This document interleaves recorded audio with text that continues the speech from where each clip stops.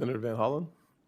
Thank you, Mr. Chairman. Welcome. I've heard a couple references to the impact of the shutdown, and none of us wanted to see a shutdown. I would just suggest that the 20 million Americans who today have lost access to tax credits to help them purchase insurance are the ones who are suffering the most as a result of the negligence of this Congress. Let me just say, with respect to proxy advisory firms and individuals, I do sometimes find it extraordinary that some folks want to interfere in my ability, for example, to contract with whoever I want to provide me with advice. Why would we want to interfere with my right to contract?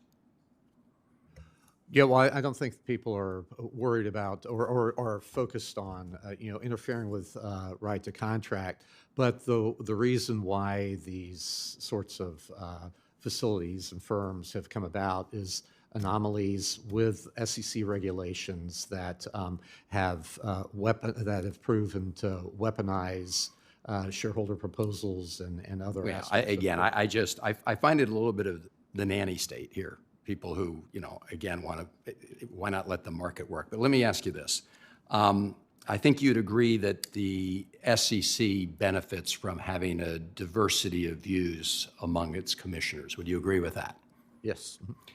Yet at this moment in time, the president, the Trump administration, has not reached out as traditionally has been done, including in the first Trump administration, to Democratic leadership here in the Senate to ask for appointments to fill the seats, because you're 3-0 right now, isn't that right, in terms of Republican appointees to Democratic appointees? Is that where we are?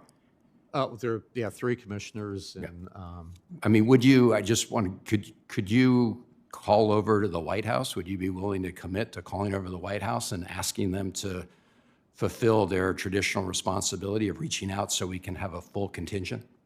well, it takes 2 to tango always, but with respect to nominees, but I have been now at the SEC for 3 times, and so I've worked for a Republican chairman, a Democrat chairman, and was there with the aughts with other. No, I know you have, and that's why this is a unusual situation where we're 3-0 and where there's no indication that the White House is reaching out. Again, I want to reference the Trump 1 administration because they followed the traditional approach, which is to work with Democrats in the Senate to fill these positions. Yes, it takes 2 to tango, but the White House has not reached out. So I'm just asking you if you would encourage the White House to do its job and reach out in this regard.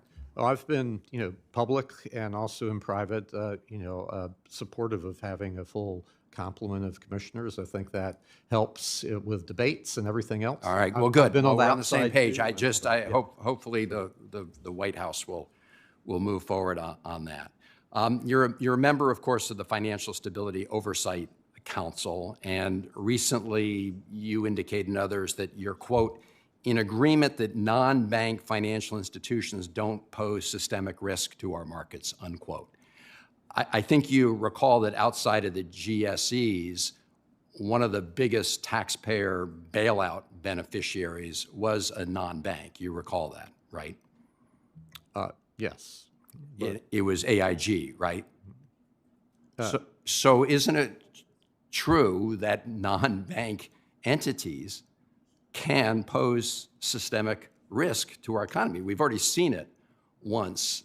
Doesn't it seem arbitrary to say that's not possible and you're not going to look at the whole universe and environment out there and see if non-bank actors might pose a systemic risk? I mean, there are ongoing issues right now that people are keeping an eye on, different sectors. I mean, we had the Blue Owl Capital issue, but I guess just as a matter of principle, why would you want to start the analysis by saying non-bank actors can't pose a systemic risk? Well, I don't know that we've said that. I mean, well, I'm just reading a statement that you made. Well, so it's in the minutes. As far as the the non-bank financial institutions, I mean, we're in agreement with the Fed and the Treasury and other members of the Financial Stability Board internationally that at the current time, non-bank financial institutions don't pose a systemic risk, to the banking system. So, but you're not taking off, it appeared from the minutes that you were indicating that you were going to take that analysis off the table. So it's simply that you're saying at this moment in time, Senator's time there's is no run such out. non-bank. Senator Is that right? McCormick? Yes. Senator McCormick?